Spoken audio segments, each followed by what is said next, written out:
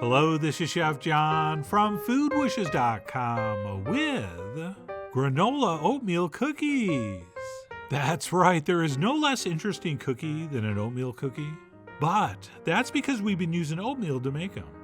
What we should have been doing is making them using granola, which will turn this cookie from mundane to magnificent. Right, this thing is so far superior in both taste and texture that it just might not be the best oatmeal cookie. This actually might be the best cookie. I know it does sound crazy, but it's true. And to get started, the first thing we're going to need is to buy or make some granola.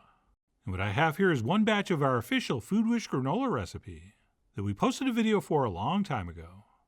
But no matter what recipe you use or which granola you buy, we're going to want to make sure we break it up in really small pieces. And because I was going to use this for cookies, the only change I made in the recipe was I didn't add the currants, since I do not enjoy dried fruit in my oatmeal cookies. Sorry, oatmeal raisin people. But what it does contain besides oats is pumpkin seeds, almonds, and coconut, which are going to add a ton of extra flavor.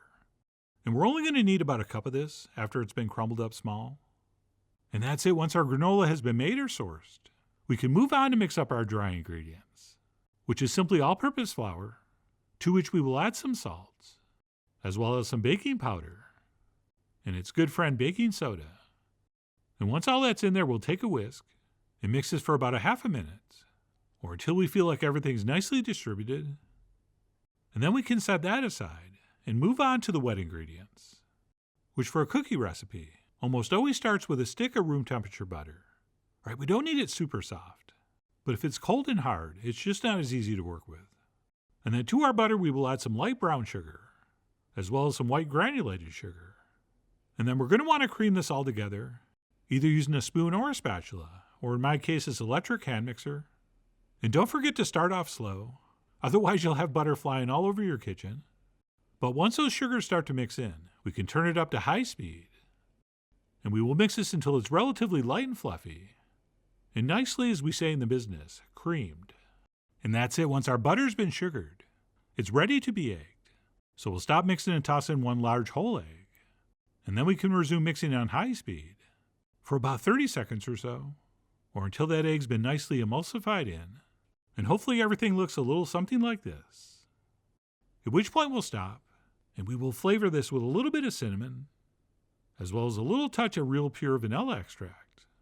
And we'll go ahead and mix that in for a few seconds. And yes, we could have added that cinnamon to the dry ingredients, but I have this theory that it's going to taste better if it's whipped into the butter first. And no, I can't prove that. And no, I don't need to. And that's it. Once those have been mixed in, we're going to stop and switch to a spatula.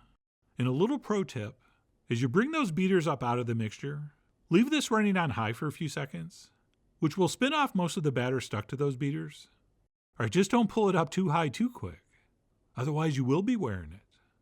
But like I said, we'll grab a spatula, and we'll go ahead and dump in our dry ingredients, and we will mix that in with a combination of a little bit stirring, but mostly smearing with the back of the spatula.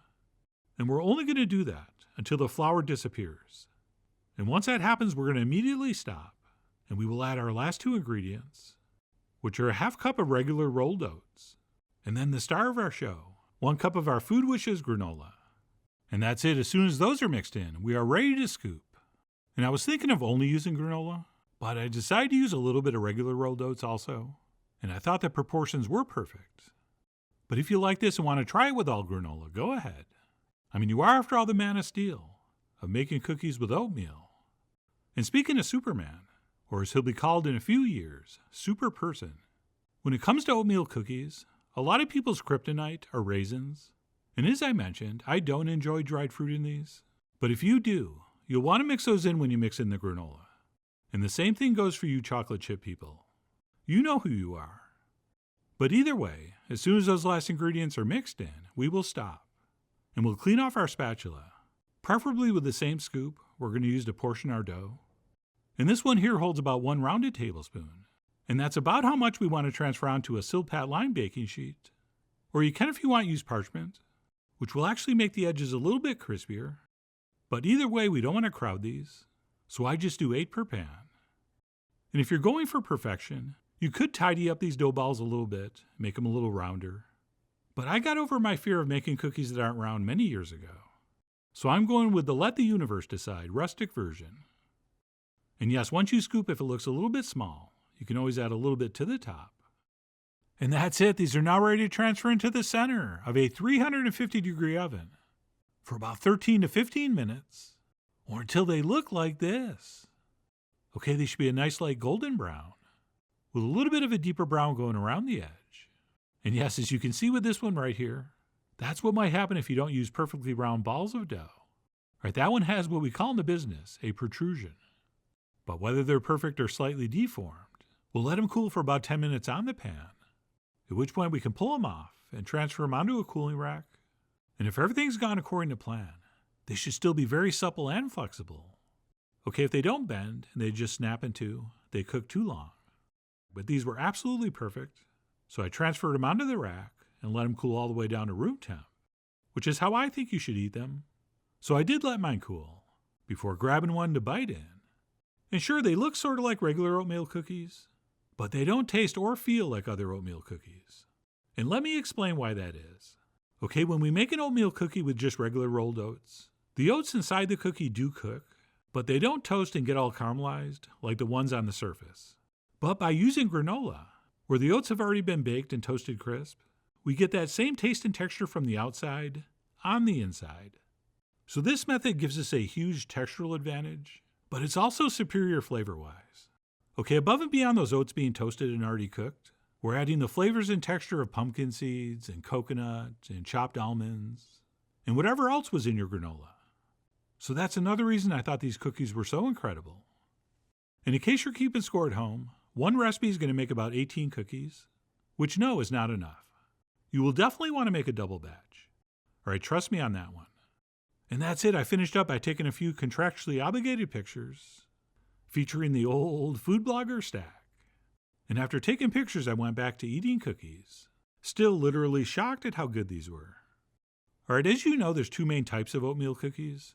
We have the soft, chewy, kind of pale ones, and then we have those cooked all the way through, dark golden brown crispy ones, which I believe were developed because those taste better. Okay, it's a proven scientific fact that when you toast a grain, it has more flavor. So I can see why some people took regular oatmeal cookies and cooked them all the way, since while you do lose that chewiness and tenderness, you do gain a lot of extra flavor. Well, for me, that's what makes this technique so great.